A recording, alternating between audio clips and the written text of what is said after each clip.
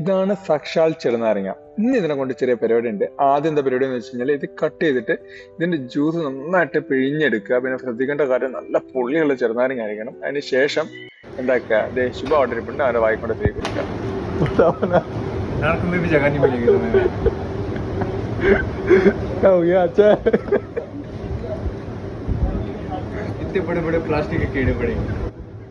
ഞാൻ ഉണ്ടാക്കിയ വെറൈറ്റി ഒരു സോസാന്ന് പറഞ്ഞ പുള്ളിക്ക് കൊണ്ട് കൊടുത്ത പാവം പുള്ളി അത് വിശ്വസിച്ച് ടെസ്റ്റ് ചെയ്തു.